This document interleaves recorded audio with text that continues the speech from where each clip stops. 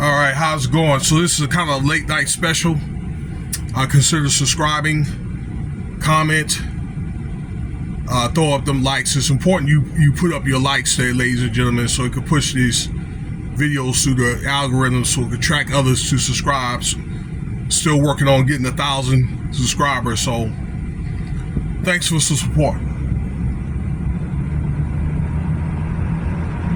So this video here is a more region specific video. If you live in the DMV area and you live around DC, and if you were around in the 80s and 90s, you know what I'm talking about. Okay, I'm from the DMV, the lower part, like Hampton, Norfolk area. So the news gets around, all right? The news probably gets around to close to Pennsylvania, probably as far out as, the western part of Maryland and out in the eastern shore. As far as this man, okay? Rayful Edmonds, 60 years old this year, had a heart attack this morning and passed away. He was working out at home and he passed away, okay? Gotta say, a heart attack, had a heart attack. Okay, Rayful Edmonds was, I think, from far as I know, the biggest crack dealer in Washington, D.C. history. He had about 40% of the crack commerce in D.C. during that time, probably from maybe 84, 85 to about 90, 91, something like that. Okay, a $2 million a week operation. He had 150 people working for him, from what I understand. Okay, and I'm not going to say that he was responsible because it hadn't been proven yet, but I'll just say around him it's been over 400 murders. And at one time, DC was the crack capital of the world, probably around the late 80s. I can remember, heck, the mayor, okay, Marion Barry, got caught up or whatever, okay, for smoking crack with some chick in a hotel room. All right. So yeah, DC was on and popping, really was. So basically, he was dealing crack as a youth or as a young man with his mother. Okay, his mother was working for the government and they were doing it part-time, but I guess they got to a point where they went on and did it full-time. Okay, and I'm thinking instead of Rayful working for, maybe getting a job and working for the government, and he was also a star basketball player too, he got into doing crack with his mother, and it caused his demise because this guy ended up pretty much doing life in prison. Okay, and his mother ended up doing 14 years. All right. Then he turned out to be a snitch, because I can remember that interview and so forth, and I can remember keeping up with him when I was younger and all that. But he ended up turning in the whole crew, including his right-hand man, Tony Lewis Sr. Okay? The guy ended up doing 34 years or whatever, okay? But he was let out 2 years ago by his son, Tony Lewis Jr. He was granted clemency. Turned out Tony Lewis was supposed to have been involved with a murder. His crew did it, but he didn't do it. I remember covering that story when he got released. So he got let out. And eventually, Rayful, again, he snitched on, like I say, his whole crew, got let out, and got in a witness protection program, and he ended up doing some robbery out there in Pennsylvania, robbing a bank or something like that. Okay, ended up going back to jail for a minute. The bad thing about it is his girlfriend that dimed him out, okay, tipped the police. All right, I learned that from a guy that I was working with out here when I was working at the military base over the summer, that he was from DC and all that. All right, they told me about that particular incident there.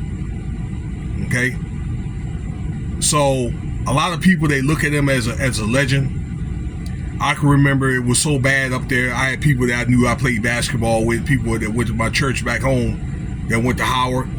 They had to block the streets off or whatever with barricades and all that, okay? So cars wouldn't get away down in D.C., okay?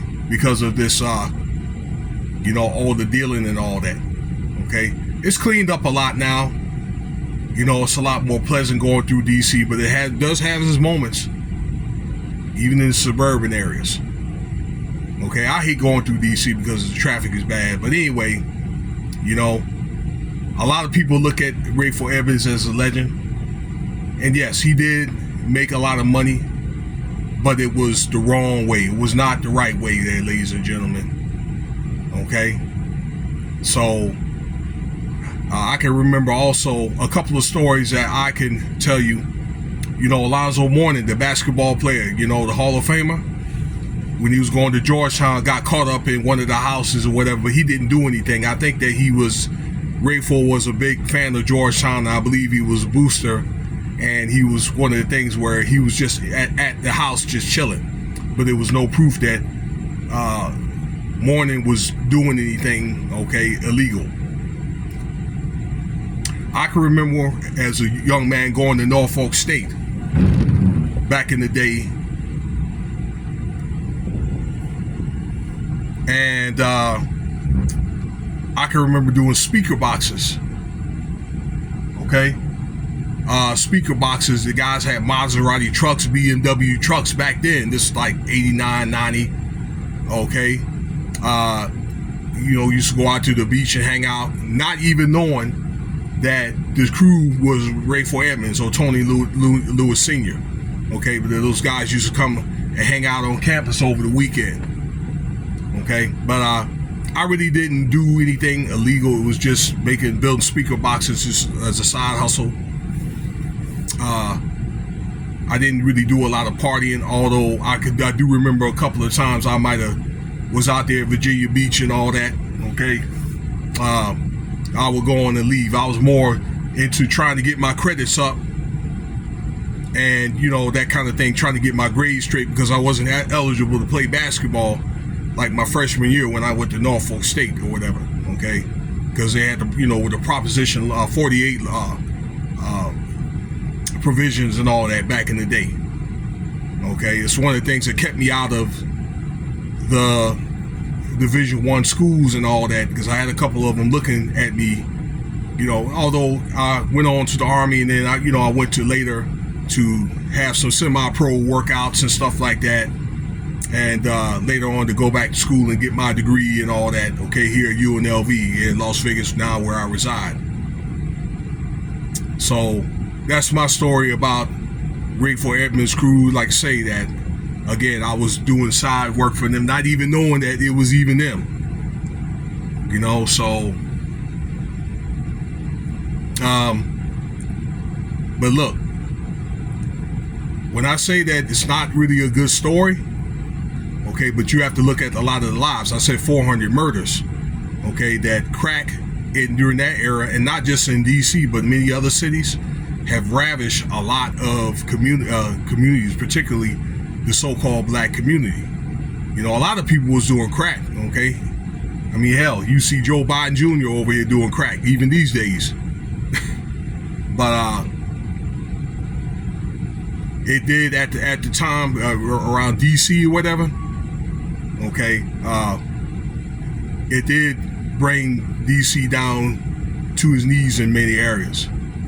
So all in all, Rayful Edmonds is going to have to stand before judgment and tell the Most High what he did and why he did what he did, instead of, carrying out the orders or whatever and service and purpose that he's supposed to serve. So may the Most High have mercy on his soul. Not a good story. So, and the bad thing about it is he had a chance to get out and turn things around, and he didn't. So, well, I don't think it was really sufficient enough. But anyway, let me know what you think about this story here. All right. Again, May the Most High have mercy on his soul when he stands above, he stands for judgment. Cash App $Winston Spivey if you want to donate, ladies and gentlemen.